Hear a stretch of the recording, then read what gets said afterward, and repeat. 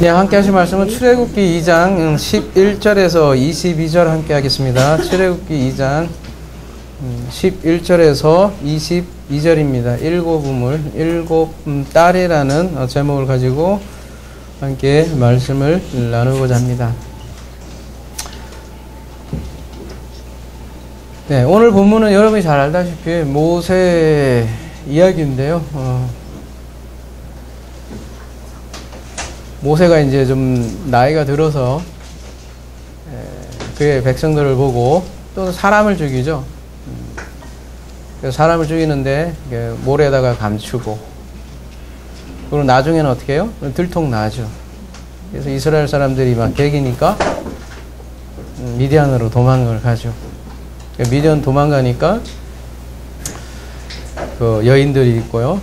그 여인들을 좀 도와줬더니 어떤 제사장 집에 머물러 이제 광야에서 사는 그런 이야기지 않습니까? 우리 근데 성경을 볼 때 목요 연구라는 것도 같이 하지만 같이 함께 하는 식구들이 본문을 볼 때 많은 고민을 하는 거예요. 왜냐하면 모세가 사람을 죽이잖아요. 그래서 왜 죽였을까 그리고 왜 모래에는 숨겼을까 이런 질문들을 하고 그래요. 그리고 오늘 본문에는 어떤 의미가 있을까 그런 고민들을 많이 하지 않습니까? 우리 모두의 고민이기도 하고요. 근데 우리가 구약 성경을 보면서 그런 고민들에 처해 있는 가장 큰 이유 중에 하나는 어떤 본문을 볼 때 자꾸 어떤 인물에 대해서 도덕적으로 자꾸 판단을 하려고 하기 때문에 자꾸 헷갈리는 거예요. 모세가 왜 사람을 죽였을까? 그거에 이렇게 단편적인 면을 바라보기 때문에 이게 성경이 잘 해석이 안 되는 경우가 많은 거죠. 그랬을 때 우리가 성경을 어떻게 봐야 되는가에 대한 이번에 이제 목요 연구하면서 그 같이 함께한 우리 가족들이 많은 그런 얘기를 많이 하세요. 좋은 예가 되겠다. 오늘 본문은 어떤 예가 되느냐면 구약 성경을 볼 때 우리가 어떻게 보느냐 하는 좋은 예를 하나 제공을 한다는 거죠. 그러니까 히브리어에 담긴 언어의 뜻도 좋고 단어 연구하는 것도 좋고 하지만 가장 기본적인 성경을 보는 방법은 성경을 읽는 게 가장 중요하죠. 왜냐하면 한 저자라면 공통된 주제가 있을 것이고, 특별히 우리가 그런 얘기를 많이 하잖아요. 구약은 영화의 장면이고 신약은 자막이다, 그런 얘기를 많이 하듯이 구약 성경을 읽을 때는 여러분 항상 신약을 좀 생각을 할 필요가 있을 것 같아요. 또 신약을 볼 때는 구약을 좀 같이 볼 필요가 있다는 거예요. 이게 이제 숲을 보고 또 나무를 보고 두 가지를 다 봐야 되지 않습니까? 우리가 잘못하면 나무만 이렇게 열심히 하다 보면 요게 전나무인지 잣나무인지 잣나무인지 요것만 보게 된다면 잘못된 스토리로 갈 수도 있는 거죠.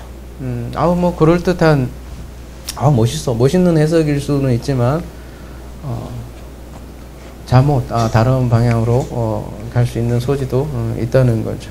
그래서 성경으로 읽는 게 가장 정확한 모습이라면 구약 성경을 읽을 때 이 본문이 성경에 신약에 특별히 거론하고 있는가 언급하고 있는가를 보는 것이 가장 1차적으로 접근해야 할 그런 방법일 것 같아요.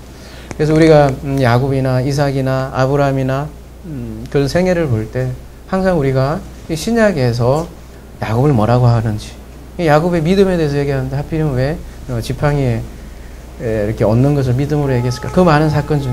그러니까 그렇게 보아왔잖아요. 지금까지도. 마찬가지로 오늘 본문도 그렇다면 신약에 이런 내용이 있을까를 살펴보는 것이 오늘 본문에서 원래 좀 하고자 하는 메시지로 우리가 가장 접근하는 가장 기본적이고 충실한 그런 방법이라는 사실이죠. 그러니까 모세가 사람을 죽였어요. 그러면 그 사람을 죽인 의미에 대해서 신약에서 뭐라고 얘기하고 있을까? 그러면 그게 더 정확할 거 아닙니까? 있다는 거죠, 제 얘기는. 출애굽기 오늘 본문이요. 11절 모세가 장성한 후에 한 번은 자기 형제들에게 나가서 그들이 고되게 노동하는 것을 보더니 어떤 애굽 사람이 한 히브리 사람 곧 자기 형제를 치는 것을 본지라. 모세가 장성한 후에 이렇게 돼 있는데 원문에 보면 이날이 되었습니다. 그리고 바보전치사로 그리고 모세가 장성했습니다. 이렇게 얘기 나오는데요. 오늘 본문에 대해서 자세한 주해는 사도행전에 나와 있는데요. 가볼게요. 사도행전 7장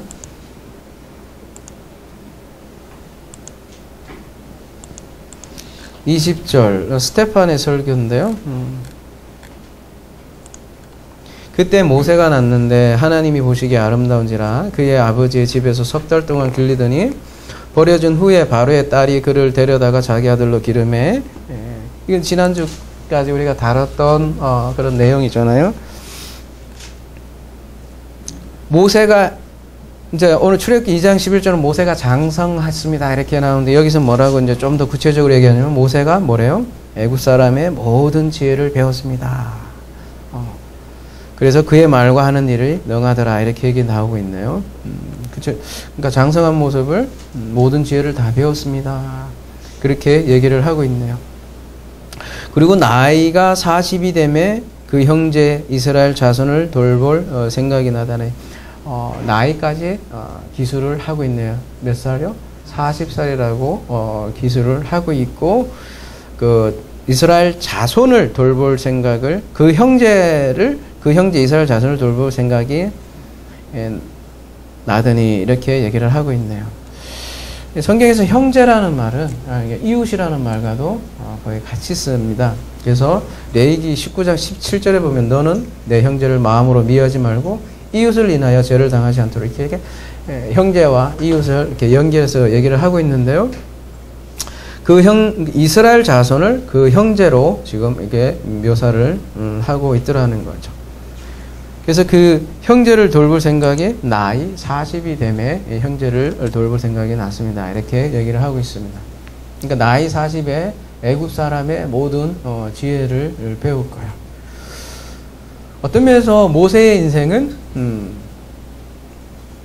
우리가 뭐 그런 얘기 많이 하잖아요. 여러분 직장생활 많이 하죠. 하면 뭐 인생의 전반기가 있고 후반기가 있다고 하잖아요. 축구에도 전반이 있고 후반전이 있잖아요. 중간에 보면 쉬는 타임이 있고요. 그래서 인생을 후반전을 어떻게 살래 그런 책들이 많이 나오잖아요. 하프타임 해갖고 인생의 전반전 후반전 하면 40, 40 이렇게 해서 80으로 나눌지 모르겠는데 요즘은 가만히 보면 야 전반전 후반전 갖고 안 되는 것 같아. 그죠? 연장전이 하나 더 있을 것 같아요. 그죠? 오래 살잖아요. 80도 멀쩡한데 뭐. 그래서 전반전, 후반전, 거기다가 연장전. 내도 승부가 잘 안 나서 뭐 저기 뭐지? 그 승부차기까지 갈 인생이 우리 인생인데. 그러니까 40, 40 갖고는 안 되는 거죠. 근데 모세가 어떤 면에서 그의 인생이 40, 40, 40으로 이루어진 인생이죠. 40이 애굽에서 생활이라면 또 하나의 40은 광야에서 또한 40년을 살고 또 마지막 40년은 어디서 살아요? 가나안으로 인도하기 위한 보내진 자로 삶이 또 40의 인생을 살잖아요. 그래서 모세 인생이 40, 40, 40으로 이루어진 인생인데요. 그래서 모세를 우리가 이해하는 게 굉장히 중요한 것 같아요. 오늘 본문에서는 모세를 단순한 한 인간으로 볼 것이냐 아니면 어떤 인물로 볼 것이냐라는 게 중요한 키 포인트 있는 것 같아요.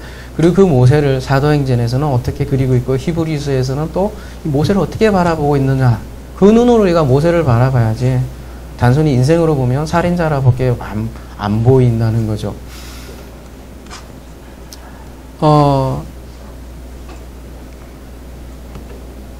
모세의 인생은 한 개인의 인생일 뿐 아니라 또한 이스라엘의 그 삶을 대표하는 그런 인물이기도 해요. 그래서 모세의 여정이라고 할까요? 그 여정이 그대로 나중에 이스라엘이 그대로 전철을 받는다는 사실이죠. 아무튼 그 모세는 나이 40에 그 형제들이 압제받는 모습을 본다는 것이죠. 모세가 이스라엘을 보아요. 굉장히 고통당하는 모습을 보아요. 보는데 이러한 모세가 이스라엘 자손을 본다. 그런 뉘앙스 개념이 하나님이 또한 이스라엘 자손을 보는 그런 똑같은 개념으로 계속해서 성경은 그리고 있는데요. 예를 들면 출애굽기 2장 25절 하나님이 이스라엘 자손을 돌보셨고 하나님이 그들을 기억하셨더라. 이런 표현도 있고요. 3장 7절에도 여호와께서 이르시되 내가 애굽에 있는 내 백성의 고통을 분명히 보고 그들이 그들의 감독자로 말미암아 부르짖음을 듣고 그 근심을 알고 이런 표현도 하고 있고요. 출애굽기 4장 31절에도 백성이 믿음에 여호와께서 이스라엘 자손을 찾으시고 그들의 고난을 살피셨다. 이런 표현을 하고 있더라는 거죠. 고통, 압제 이런 말이 되어 있는데요. 고역이라고 되어 있는데요. 세바라라고 되어 있는데요. 이게 어디에 나오냐면요. 여러분 출애굽기 1장 11절에 이렇게 나오는데 뭐예요? 여기에 보면 감독들을 그 위에 세우고 그들에게 무거운 짐을 지어 괴롭게 해서 뭘 쌓아요? 국고성, 그죠? 비동과 란셋을 쌓을 때 그들에게 무거운 짐을 지었습니다 할 때 예, 똑같은 단어를 쓰고 있죠. 그래서 이스라엘 자손의 이 세바라죠. 무거운 짐 이런 것들은 사실 노역 이런 것들은 국고성을 쌓는 것과 관련이 있는 노역이고요. 그래 국고성에서는 이미 고맙습니다. 이미 살펴보았듯이 다분히 태양신과 관련이 있다고 그랬죠. 다른 하나님이죠. 그 다른 하나님 아래, 다른 하나님을 섬기고 있는 세상 임금 아래에 있는 그 인간의 고통을 잘 그려주는 장면이 출애굽기 1장이라고 했잖아요. 오늘날로 말하자면 마찬가지죠. 오늘날도 고물성 쌓고 있죠. 세상 임금 안에서 수고가 몽해진 신앙인들이라고 할 수 있는 것이죠. 보물 쌓잖아요, 여러분. 하늘에다 자꾸 쌓지만 사실 잘 안 쌓지죠. 다 은행빚 갚는데 다 가지 뭐, 그죠? 크게 지어놨는데 지금 뭐 불법으로 돼갖고 지금 망할 교회가 하나 있어요, 보면. 난리도 안 내요. 그리고 지금은 뭐 또 하나님의 교회에서 그 교회들을 다 사들인대요, 그죠? 시큰 보물성 쌓았더니 우리가 흔히 얘기하는 이단들이 다 사고 있는 거야, 그죠? 누가 그걸 가져간지 모르겠어요. 오늘날의 이야기나 그 당시 이야기나 뭐 다를 거 없는 거예요. 거짓, 다른 하나님, 그리고 그 다른 하나님을 전하는 거짓 선지자 아래 늘 인간은 고통을 받고 있더라는 거죠. 그 수고와 멍해를 모세도 보았죠. 압제를 본 거죠. 그래서 모세가 행동을 하는데요. 좌우를 살펴 사람이 없음을 보고 그 애굽 사람을 쳐 죽여 모래 속에 감추니라. 여기 이제 살인하는 장면이 나오니까 이거 이제 어떻게 보냐 이렇게 돼서 많은 고민들을 하는데요. 히브리서 가볼게요.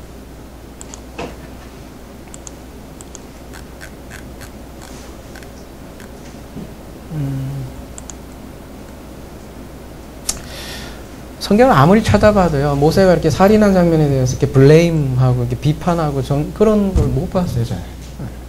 성경에 어딜 봐도 모세가 아직 철이 없어서, 그죠? 80은 돼야 이게 철이 있어서, 그때는 뭐, 좀 이게 성품이 좀 온순하고, 그래서 살인 안 하는데, 40이면 아직 성질이 더러워서 아직은, 그런 말을 성경에서는 아직은 안 하더라는 거죠. 오히려 그런 모세를 온순하다고 하고, 그런단 말이죠. 히브리서는 어떻게 평가를 하겠냐. 믿음으로 모세는 장성하여 바로의 공주의 아들이라 칭함받기를 거절하고 도리어 오히려 하나님의 백성과 함께 고난받기를 잠시 죄악의 낙을 누리는 것보다 더 좋아하고 심지어는 하나님 백성과 함께 고난을 받았습니다. 이렇게 표현을 하고 있네요. 그래서 그 고난을 뭐라고 하냐면 그리스도를 위하여 받는 수모라고 얘기를 하고 있고요. 애굽의 모든 보화보다 그 큰 재물로 여겼으니 이는 상 주심을 바라봄이라. 오늘 오전에 말씀과 거의 유사하죠. 그죠? 하늘에서 상이 큼이라. 믿음으로 애굽을 떠나 왕의 노함을 무서워하지 아니하고 곧 보이지 아니한 자를 보는 것 같이 하여 참았으며. 쭉 이제 모세에 대해서 네 개가 나오죠. 세상 보좌를 거부했죠. 세상 임금의 보좌를 임금의 자리를 거부했고 그 보좌를 거부했고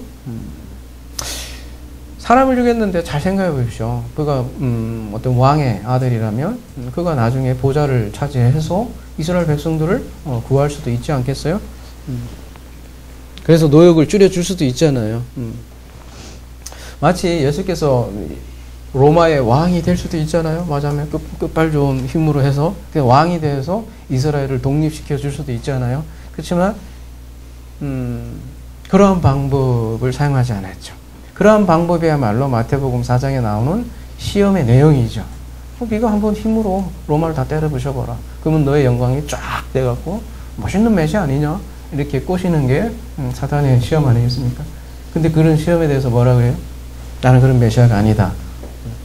오히려 가난하고 온유하고 그런 메시아다라는 걸 우리 팔복을 통해서 알아봤잖아요.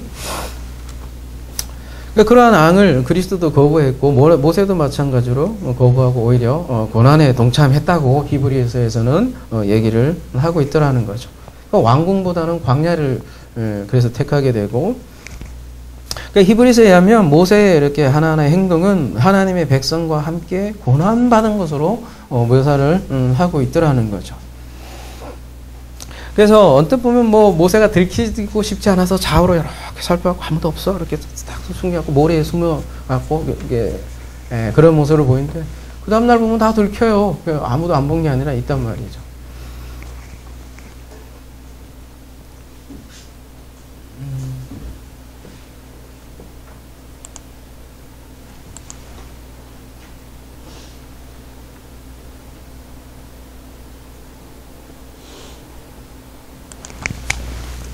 그러니까 막 누구한테 들킬까봐 좌우로 살폈다 이러한 맥락이라기보다는요. 보세요. 이쪽 저쪽을 살폈습니다. 보았습니다. 그리고 아무도 사람이 없었습니다.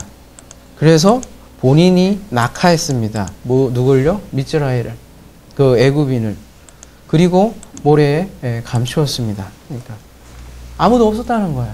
어떤 사람이 아무것도 없었다는 거예요? 이스라엘 백성들에게 이스라엘 백성들이 압제를 받았는데 그 압제를 받은 이스라엘 백성들을 도와줄 리가 아무도 없었습니다. 이리 보고 저리 보고 살펴보아도 아무도 없었습니다. 이스라엘 백성들을 압제를 구할 사람이.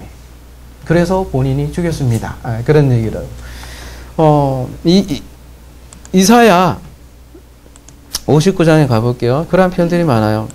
아무도 도와줄 수 없는 사람이 없음을 보시며 중재자가 없음을 이상히 여기셨으므로 자기 팔로 스스로 구원을 베푸시며 자기의 공의를 스스로 의지하사 인간을 구원할 리 아무도 없으니 본인이 구원하겠다 그런 얘기잖아요. 이사야 63장 5절 내가 본즉 도와주는 자도 없고 붙들어주는 자도 없으므로 이상하게 여겨 내 팔이 나를 구원하며 내 분이 나를 붙들었습니다. 그러니까 하나님의 일하심을 또한 성경에서 얘기를 하는 거고요.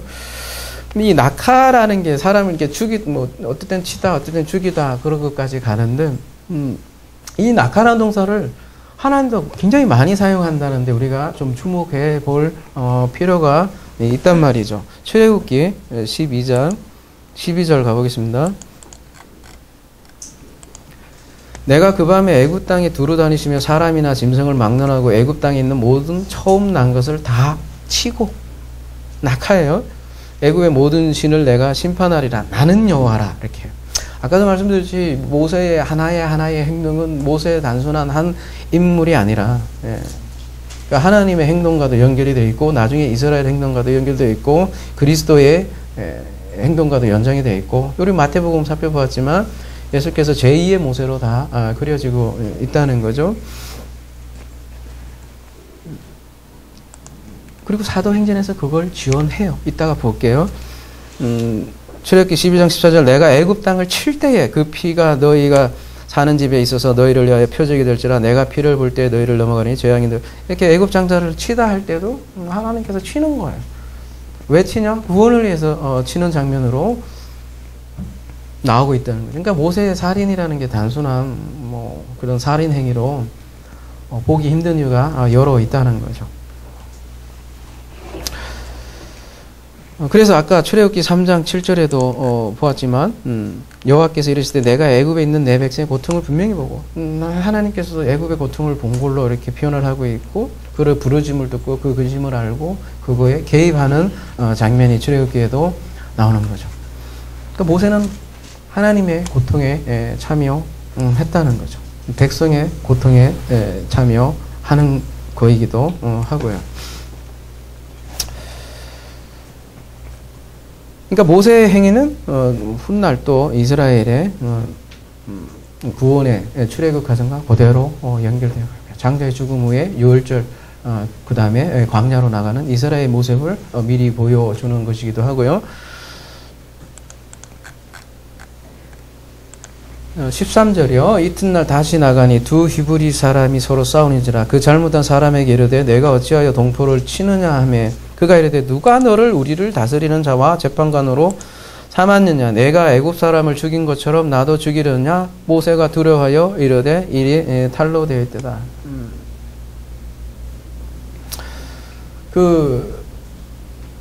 모세가 고통을 보았다 그랬잖아요. 예수께서도 마찬가지로 이스라엘의 고통을 보았죠. 압제를 보았죠. 그리고 예수께서 계속 그 세상의 인간과 싸우는 장면이 신약에 나오죠. 그러니까 예수께서도 그래서 성전을 헐라 내가 새로운 성전을 짓겠다고 그런 얘기를 하시죠. 끊임없이 예수는 그래서 그런 진리를 전했죠. 근데 그 요한복음에서는 그걸 뭐라고 그래요? 어둠이 빛을 영접하지 않았다. 이렇게 계속해서 얘기를 하고 있죠. 모세도 지금 오늘 본문에 배척당하는 모습으로 등장을 하죠. 그러니까 모세의 행위는 그들의 압제를 풀어주기 위한 행위였어요. 근데 그들은 그런 모세의 의도를 전혀 알지 못했다는 거죠. 그 의도가 무엇이냐? 사도행전에서 자세하게 그려주고 있다는 거죠. 사도행전 가볼게요. 7장 24절에 한 사람이 원통한 일당함을 보고 보호하여 압제받는 자를 위하여 원수를 갚다 이렇게 표현하고 있고 애국 사람을 쳐 죽이니 이렇게 표현하고 25절이요. 모세 생각이 뭐였냐면 그는 그의 형제들이 하나님께서 자기의 손을 통하여 구원해 주시는 것을 깨달으리라고 생각하였는데 그들이 깨닫지 못하였다라고 사도행전 7장에서는 이렇게 얘기했습니다. 구원의 행위를 전혀 깨닫지 못한 이스라엘에 대해서 지금 사도행전은 얘기를 하고 있는 거예요. 지금 스테판의 설교잖아요. 스테판의 설교가 주된 맥락이 뭐예요? 쫙 얘기 나오잖아요. 그러면서 결국 하는 얘기가 너희들 이렇게 깨닫지 못하느냐? 왜 계속해서 선지자들을 죽이고 그 예수 그리스도를 너희들이 받아들이지 않느냐? 그 소리 하다가 맞아 죽는 거잖아요. 그런 맥락으로 계속 얘기한 거예요. 마찬가지로 모세도 진리를 전하고 그 진리를 통해서 압제받는 이스라엘을 구원하는 하나님의 행위를 보여줬는데 이들은 그 행위를 깨닫지 못하고 오히려 뭐로 그 모세에게 그래요? 네가 다스리는 자냐? 심판자냐? 오히려 구원자를 심판자로 지금 받아들이는 모습을 그 이야기로 보여주는 거 아니겠어요? 예수께서도 마찬가지예요. 구원의 말씀을 전했는데 이 구원의 말씀이 그들에게는 뭘로 들리는 거예요? 심판의 말씀으로 들리는 거예요. 똑같이 이스라엘에게 예수가 왔는데 그를 바알세불로 취급을 하고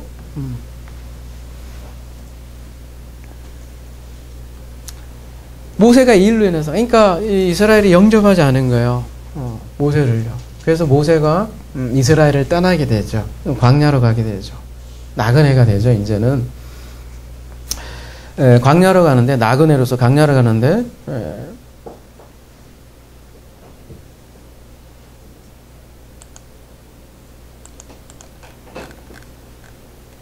영접하지 않은 이스라엘이에요.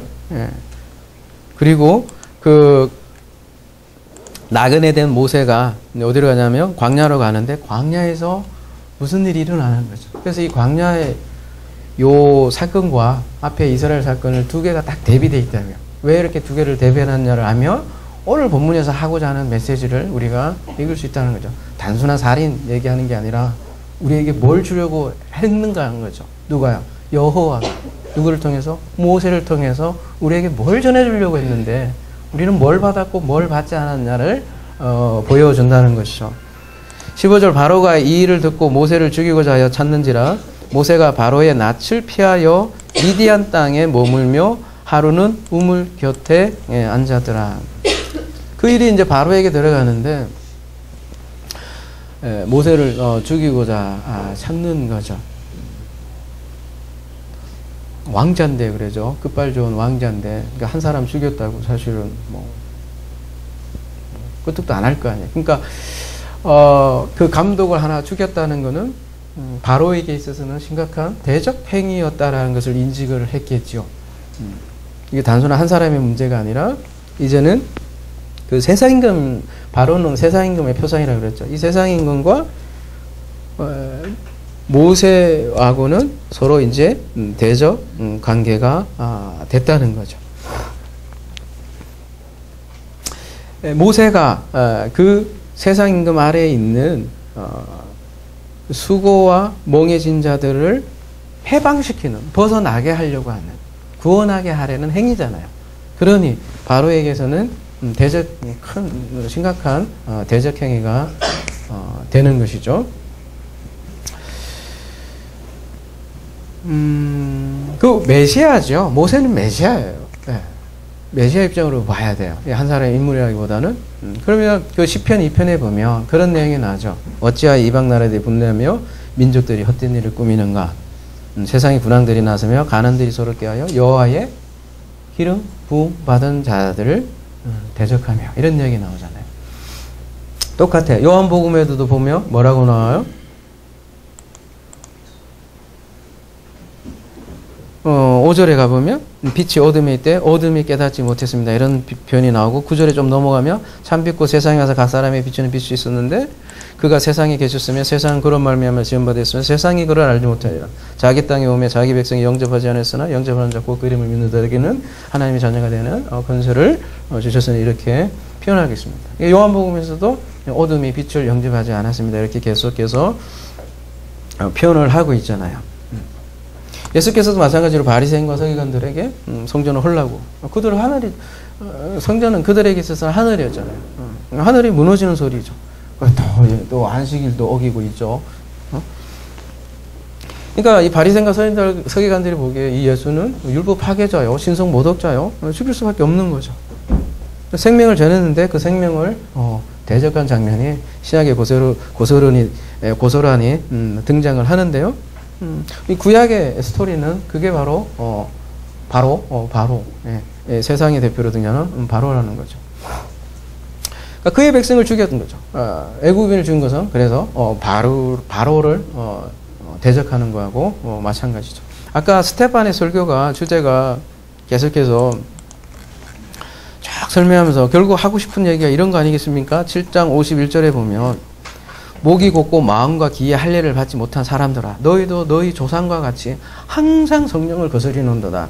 너희 조상들이 선지자들 중에 누구를 박해하지 않았느냐? 의인이 오시려고 예견한 자들을 그들이 죽였고 이제 너희는 그 의인을 잡아준 자요 살인한 자가 되었나니. 누가 진짜 살인자냐?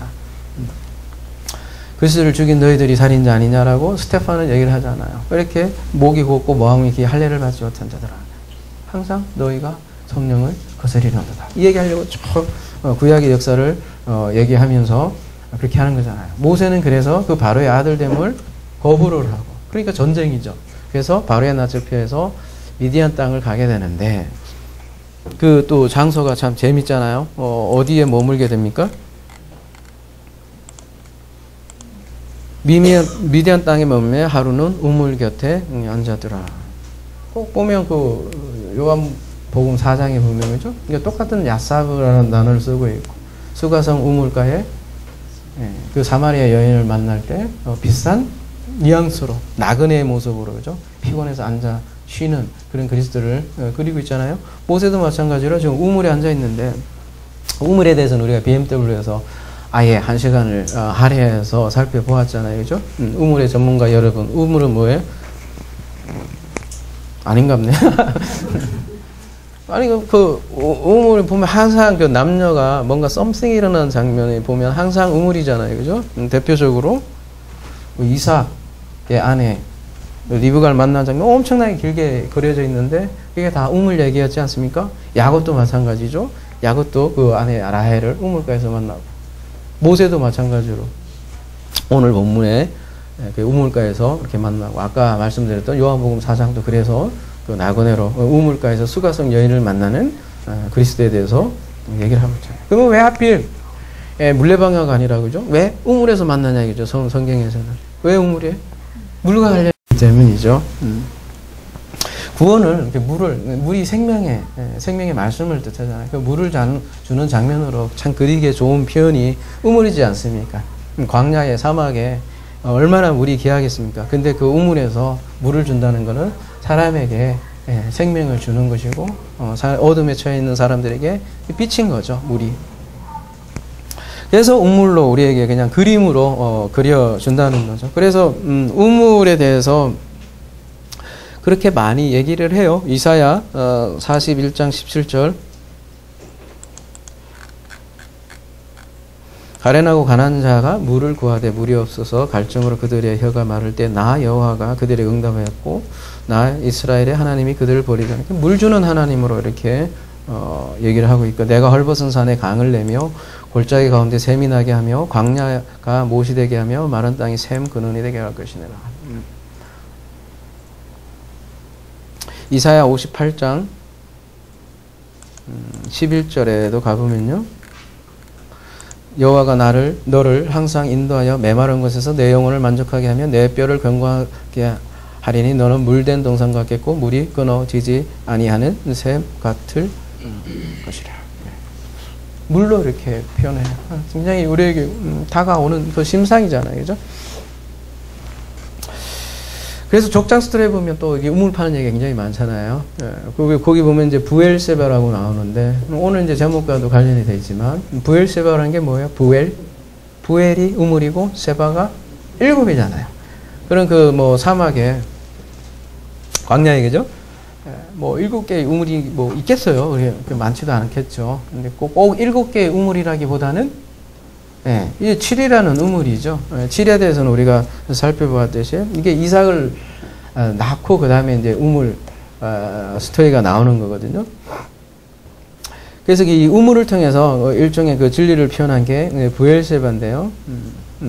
7개의 우물이라기보다는 7이라는 우물에 라는 얘기죠. 마찬가지로 오늘 출애굽기 2장에도 보면 7딸이 등장을 하는데 7명의 딸이라기보다는 이것도 부엘세바와 같은 맥락으로 7이라는 딸. 7이라는 게 이게 참 재밌어요. 7이라는 우물도 있지만 또 귀신 들려도 7 귀신이 들어요. 그죠? 가나안에 7 족속이 있고 이렇게 완전한데 이 7딸이 등장한다는 것은 말하자면 모세가 지금 우물로서 이 7딸에게 등장한 건데요. 7이라는 그 언약을 가진 7 우물로서 등장하는 모세고 그에게 그 7의 그 딸들에게 다가가는 그런 스토리라는 거죠. 모세가 어때요? 그 바로에게 쫓기죠. 이스라엘에게는 아까 추정 얘기도 라다프 얘기도 나왔지만 계속해서 바로가 모세를 죽이려고 일종의 디오코하고 라다프 하잖아요. 모세가 그래서 그리고 또 이스라엘에게 환영도 못 받죠. 그래서 어디로 가요? 미디안으로 가지마. 예수의 모습도 가만히 보세요. 누구에게 환영을 받지 못해요? 유대인들에게 환영을 받지 못해요. 결국은 어디로 가냐? 그 복음이 그래서 이방인에게 가잖아요. 예수께서 유대인에게 죽임을 당한다고요. 그리고 복음이 그래서 이방인에게 환영을 받고 그런 장면처럼 모세도 지금 이제 이스라엘에서 미디안으로 그 장소를 옮긴다는 거죠. 그래서 그 미디안, 그 르우엘의 딸들에게 그 우물이 되고 생명의 물을 공급하는 장면이 오늘 본문이 되겠죠. 이스라엘도 압제받지만 오늘 그 모세가 만나는 그 여성들도 똑같이 압제를 당해요. 누구한테요? 볼까요? 미디안 제사장에게 7달이 있었더니 그들이 와서 물을 길어 구유에 채우고 그들의 아버지의 양떼에게 먹이려 하는데 목자들이 와서 그들을 쫓는지라 모세가 일어나서 그들을 도와 그 양떼에게 먹이니라.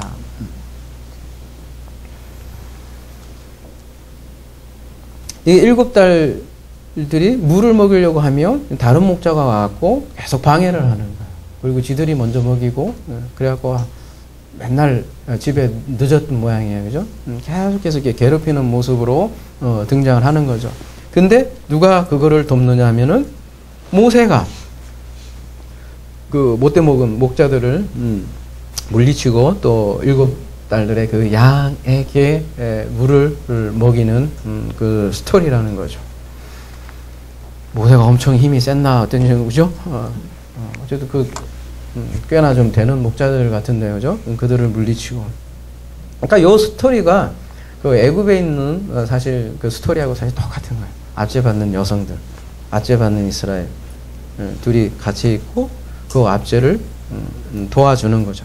근데 그 둘의 반응이 다른 거예요. 이제 보면 18절에 그들이 그들의 아버지 르울에게 이를 때에 아버지가 이르되 너희가 오늘 어찌하여 이같이 속히 돌아오느냐. 그들이 이르되 한 애굽 사람이 우리를 목자들의 손에서 건져내고 우리를 위하여 물을 길어 양떼에게 먹였나이다. 이제 앞에 나온 상황들을 다시 이렇게 설명을 하는 거죠. 딸들이 굉장히 일찍 온 거예요. 그래서 웬일이냐 이렇게 빨리 왔느냐 이렇게 물었더니 이렇게 저렇게 됐습니다. 그래서 이 사람이 우리를 도와줬습니다. 이렇게 얘기했더니 아버지가 뭐라 그래요? 20절에 아버지가 딸들에게 이르되 그 사람이 어디 있느냐? 너희가 어찌하여 그 사람을 버려두고 왔느냐? 그를 청하여 음식을 대접하라 하였더라. 뭐라 그래요? 그 사람이 어디 있느냐? 왜 그 사람을 안 데리고 왔느냐? 좀 데리고 와서 같이 음식으로 대접하면 좋았을 거 아니냐? 이렇게 얘기를 하는 거 아니겠습니까?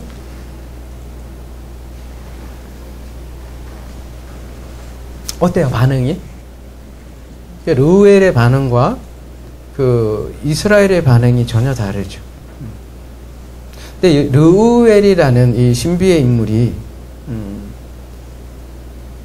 그 7달의 아버지인데요. 르우엘이 무슨 뜻이냐면은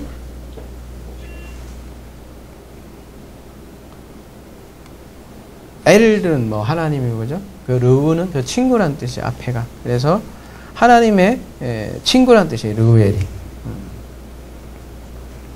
뒤에 가면 그 이드로라는 다른 이름으로 소개되는데 특별히 여기는 르우엘이라고 표현을 쓰는 걸 보면 뭔가 전하고 싶은 메시지가 있는 거죠. 그죠? 하나님의 친구라는 거죠. 그리고 그가 누구로 소개되고 있냐면 제사장으로 표현을 하고 있습니다. 미디안 제사장. 그러니까 아브라함을 이렇게 극진히 맞이하죠. 마치 그 멜기세덱이 아브라함을 맞이하는 것처럼 이 신비의 이 제사장적인 인물이 모세를 영접하는 그런 장면으로 등장을 하죠.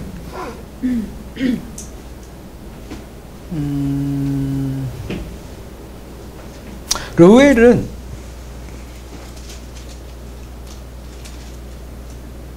아까 이스라엘 사람들은 그 사도행전에서도 나오듯이 그 모세의 구원의 행위를 전혀 깨닫지 못했습니다. 이런 얘기가 나오잖아요. 근데 지금 르우엘은 모세를 알아본 거죠. 쉽게 얘기하면.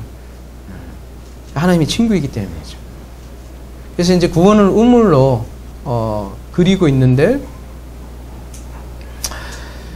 그 우물이라는 뜻 자체가 이게 선언하다 이런 뜻을 가지고 있어요, 그죠? 우리가 배를 이렇게 우물에 대해서 할 때 말씀드린 것 같은데, 우물이라는 건 뭔가 이렇게 복음에 대해서 선언하는 그런 역할을 하는 것으로 이렇게 등장을 하는 거예요.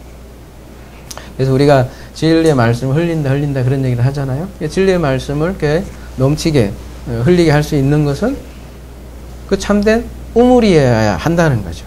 그 우물을 일곱 우물이라고 얘기를 하는 거고.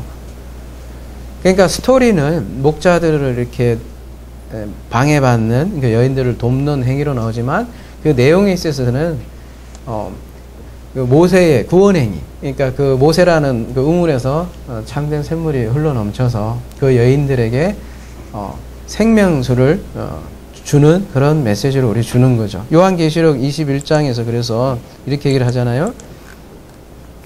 또 내게 말씀하실 때 이루었도다. 나는 알파와 오메가야 처음과 마지막이라. 내가 생명수 샘물을 목마른 이제 값없이 주르니. 이 물을 줘서 이기는 자는 이것들을 상속으로 받으리라. 나는 그의 하나님 되고 그는 내 아들이 되리라.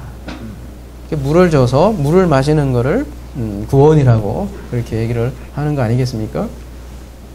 근데 그 르우엘이라는 하나님의 친구라는 이름을 가진 제사장이 뭐라고 하냐면 그를 초청해서 음식을 대접하라 이렇게 번역되어 있는데요.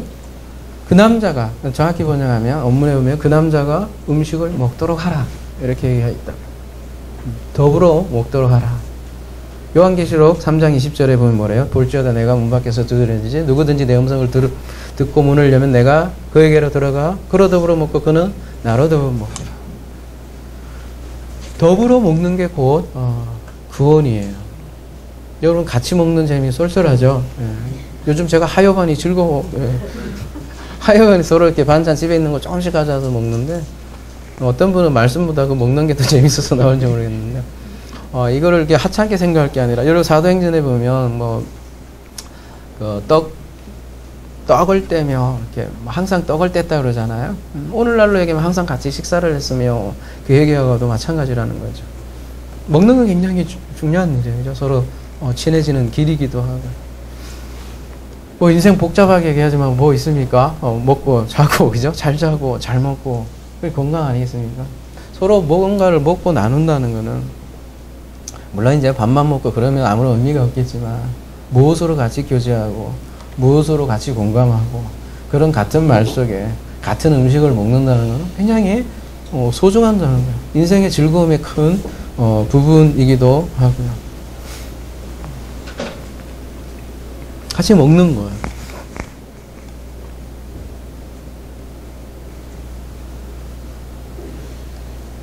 그러니까 이스라엘은 그 모세를 심판자로 이렇게 취급을 했지만 이제 하나님 친구 르우엘은 제사장이잖아요. 그 르우엘이라는 입을 빌려서 그 7 딸들에게 복음의 메시지를 전하는 거예요. 그 참된 우물과 그 참된 우물의 그 물을 먹고 또 그를 문을 열고 계시록 언어로 하며 같은 음식을 먹고 같이 더불어 먹어라. 같이 살라. 그런 뜻 아니겠습니까? 그렇잖아요. 뭐 낯선 이방인이 뭐 사람 하나 도와줬다고 와서 빨리 데리고 와. 뭐 그러겠냐는 거죠.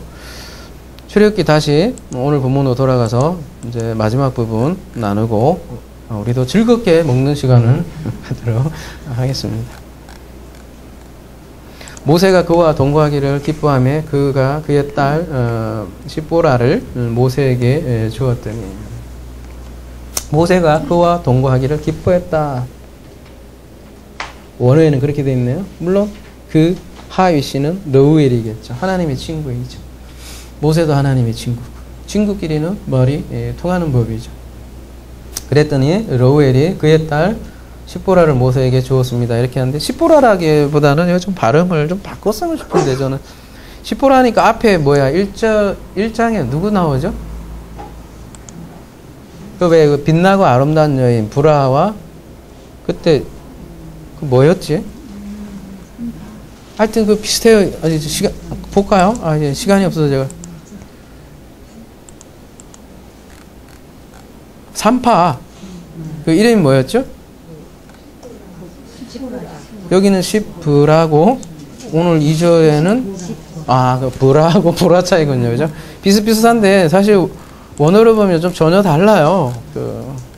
어떤 사람이 그래서 앞에 시브라고 여기가 같은 사람이냐 막 이렇게 얘기하던데, 앞에하고 앞에 자음 자체가 다르다고요. 앞에 시보라? 브라? 신보라도 아니고,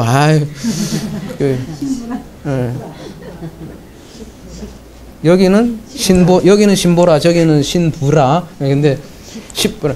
여기는 짜데크인데 앞에는 쉰이라고 다르고요.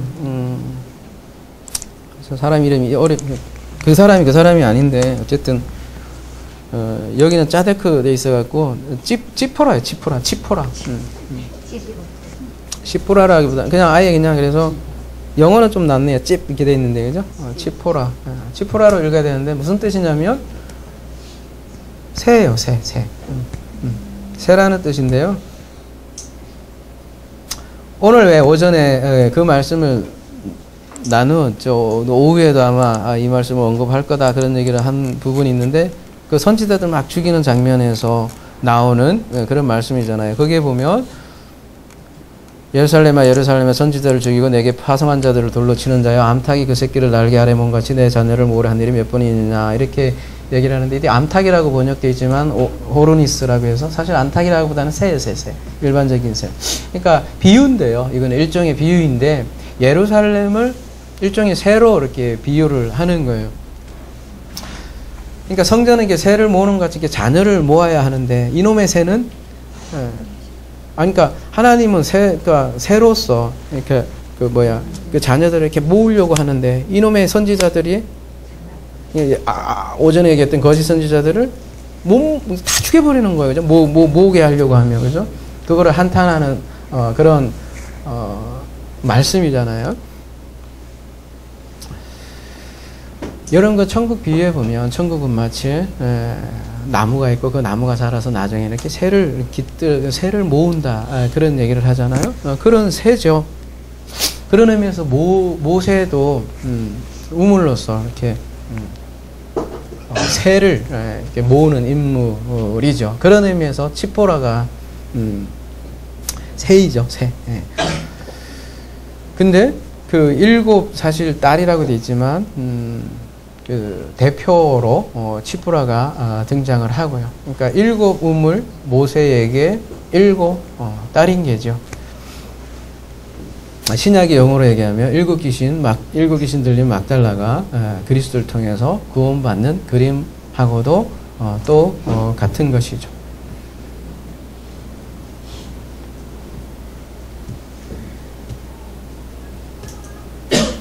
그러니까 7이라는 게 참 양면성을 가지고 있어요. 그러고 보면, 그죠? 7 귀신에도 7이 들어가 있고요. 그래서 7 딸이 그 7 우물을 만나는 얘기예요. 그죠?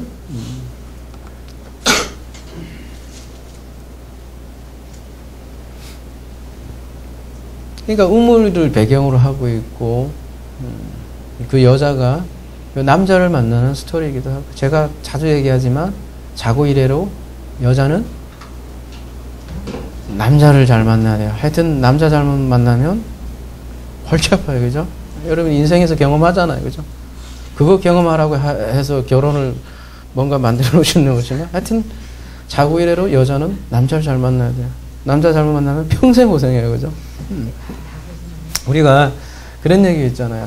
이건 농담이에요. 농담이지만 새 됐다 그러잖아요. 완전히 새 됐어. 이렇게 저기 싸이 노래도 있듯이. 자, 남자 잘못 만나면 새 됩니다. 새.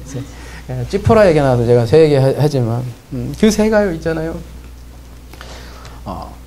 선지자 죽이는 새도 있단 말이에요. 그 성전을 그래서 새로 이렇게 묘사를 한단 말이에요. 하나님 나라는 새가 많이 깃든다고 했는데, 그 새가 그것도 이중성이 있단 말이에요. 하늘을 표현하는 새도 있지만 맹수, 그죠? 독수리도 같이 모인다. 하나님 나라 크면 그런 새도 함께 모인다는 거죠. 죄송합니다. 옆길로 생각하기도 하는데, 아무튼 새 얘기하다가 이런 얘기했지만 다시 본문으로 돌아와서, 아무튼 여자는 남자 잘 만나야 돼요. 맞습니다. 세대요. 잘못하면. 마지막 22절 그가 아들을 낳음에 모세가 그의 이름을 게르솜이라 하여 이르되 내가 타국에서 나그네가 되었음이라 하였더라. 오늘 이제 마지막 본문인데요. 게르솜이라는 뜻인데요. 아들 이름이 게르솜이잖아요.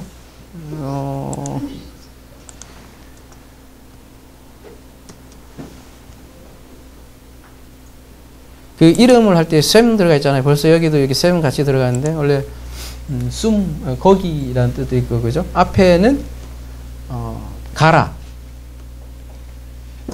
무슨 뜻이에요? 가라. 그러면 어딜 가라는 얘기? 그래서 나그네라는 뜻이에요. 그게 가라는. 거기 나그네라는 뜻이 게르솜이에요. 거기서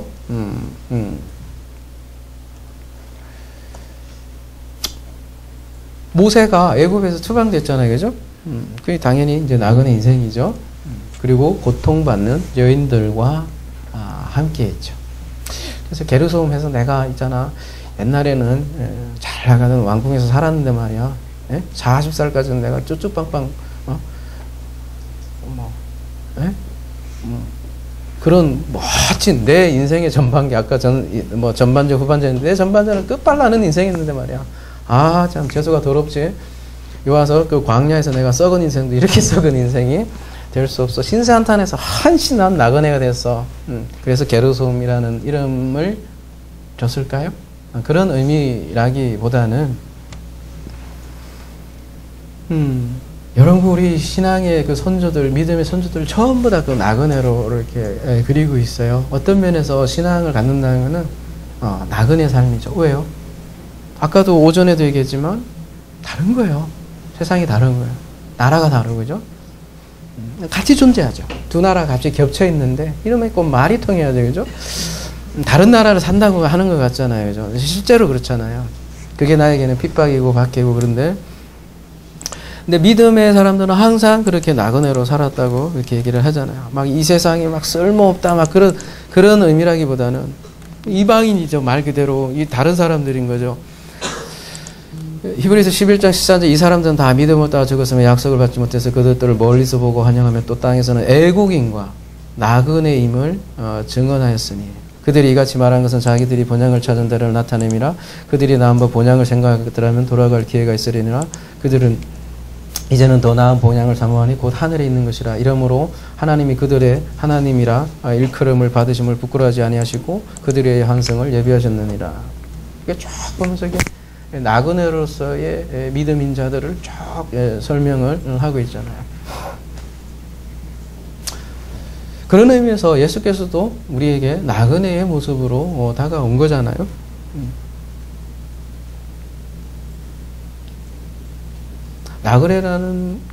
나그네로서 그리스도가 그로서 우리에게 다가왔다면 그게 보냄받은 자가 나그네잖아요. 나그네라는 건 본향이 있다는 거고. 그래서 예수께서 자신을 보냄을 받은 자다라 이렇게 자꾸 표현하잖아요. 마찬가지로 모세도 지금 보냄을 받은 자고 나그네로서의 삶이라는 거죠. 우리도 그러면은 그리스도와 연합, 그리스도와 함께 산다, 그가 머리에 산다, 그가 짝으로 산다, 무슨 용어를 하든 간에 그렇다면 우리도 마찬가지로 나그네로 살 수밖에 없는 것이다 라는 거죠. 그래서 인생은 여행일 수밖에 없고 여행이 있다는 것은 집에 돌아갈 집이 있다는 거고 본향이 있다는 거고 그렇게 산다는 것이죠. 그런 나그네를 잘 대접하라는 얘기가 있습니다. 뭐라고 했냐면 히브리서 13장 2절에 손님 대접하기를 잊지 말라. 이로써 부지 중에 천사들을 대접한 이들이 있으니라. 이때 천사들이 곧 나그네이기도 하죠.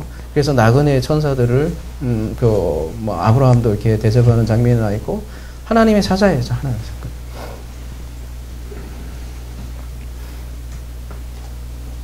손님 대접하지고 읽지 말라. 나그네 대접을 읽지 말라. 이제로서 부지 중에 천사를 대접하는 일이 있으라. 이렇게 얘기를 하는데 앞에 부분은 이스라엘과 뒤에는 이방인들인 여인들로 이렇게 대비하면서 그 나그네를 어떻게 우리가 맞이할 거냐라는 우리에게 질문을 던지는 거 아니겠습니까? 그리고 우리를 그러니까 그 신앙인들을 뭐라고 베드로는 표현을 하냐면 베드로서 2장 11절 사랑하는 자들아 거류민과 나그네 같은 너희를 권하노니 영혼을 거슬려 싸우는 육체의 정욕을 제어하라. 육체의 정욕을 제어하라고 말하면서 지금 거류민과 나그네와 같이 너희를 권하노니 이렇게 말을 하고 있죠. 왜요? 그러니까 여기에서 육체의 정욕과 영혼을 이렇게 대비해서 얘기를 하고 있는데, 육체 정욕에 따라 사는 이는 이게 보이는 것이 전부인 줄 알고 그렇게 사는 이들이죠. 그게 이제 애굽인으로 출애굽기는 얘기를 하는 거고. 그러니까 그 보이는 것의 대표인 바로 아래에 있는 그들이 압제되어 있는 거죠. 그 압제로부터 해방시켜 주려고 해도 그들은 그걸 거부한다는 거죠. 근데 그런 애굽을 떠나면 뭐로 사냐면 나그네로 산다는 거죠. 이방인으로 산다는 거죠. 그래서 그 베드로전서 2장 11절을 그러니까 원어를 보면 사랑하는 자들은 곧 나그네와 이방인입니다. 그런 너희들에게 내가 권합니다. 이런 메시지라고 베드로전서 2장 11절에. 내가 너희를 권한다 이렇게 했는데 원문에는 파라칼레오, 너희들을 초청한. 우리가 왜 그 팔복에 그죠? 뭐죠? 애통한 자 복이 있나니 그들이 파라칼레오 되기 때문입니다. 이렇게 얘기를 하고 있잖아요.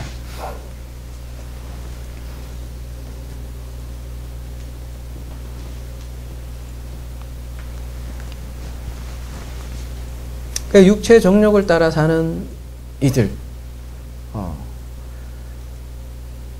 압제당했는데 그게 이제 아까 세 얘기했는데 시편에 보면 이런 표현이 있어요. 그런 맥락으로 이해하면 본문이 좀 더 이해하는데 도움이 되지 않을까 생각을 합니다. 여러분 뭐지? 복음성가도 있지 않나요? 우리 영혼이 뭐지? 내가 까먹었네. 네? 그런 그죠? 울무에서 새같이 뭐 이런 거 있잖아요, 그죠? 그거예요. 우리의 영혼이 사냥꾼의 올무에서 벗어난 새같이 되었나니 올무가 끊어짐으로 우리가 벗어났다. 한 마리 새 치포라. 올무에 갇혀 있는 그 새를 올무에서 벗어나게 한 모세의 스토리라는 거죠. 그러니까 모세가 단순한 모세는 아닌 거죠. 우리가 그 얘기 했던가요? 모세의 뜻? 지난주 했나 그죠? 모세 자체가 메시아하고 자름이 거의 유사하다 그랬어요, 그죠? 그렇게 이해해야 본문이 보일 거라는 거죠. 안 그러면 살인자입니다.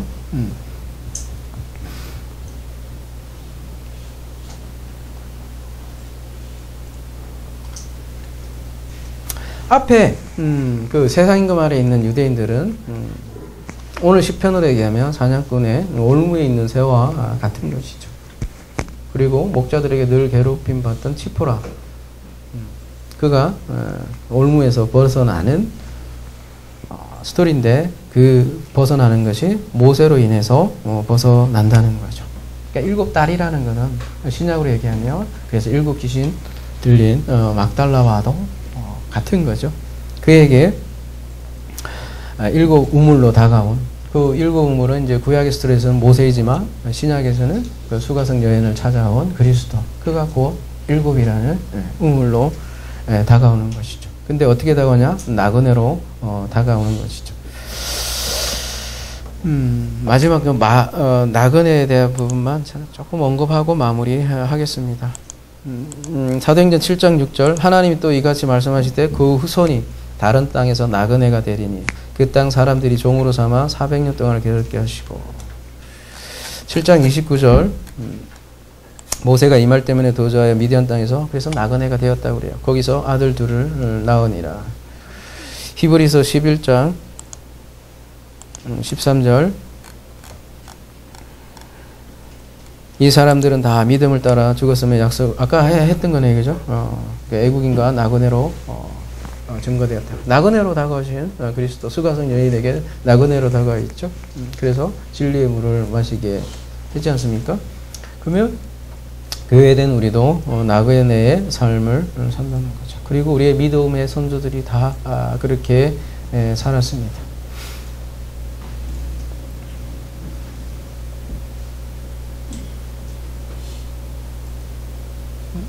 네.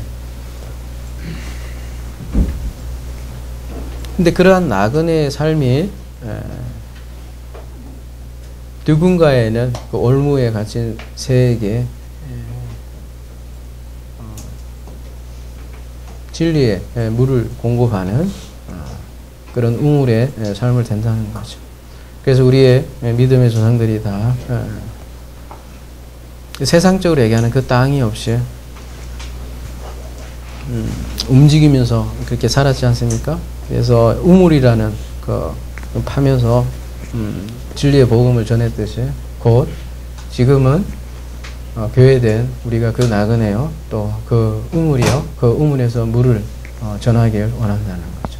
그게 오전에 얘기했던 선지자고 여호와의 입으로 사용한다는 것이 우리 살아있는 우리 생물인 우리 인간을 통해서 그의 빛을 담아서 그의 빛을 전하기를 원하겠죠. 이러한 진리의 삶을 사는 하나사랑 되기를 기도합니다.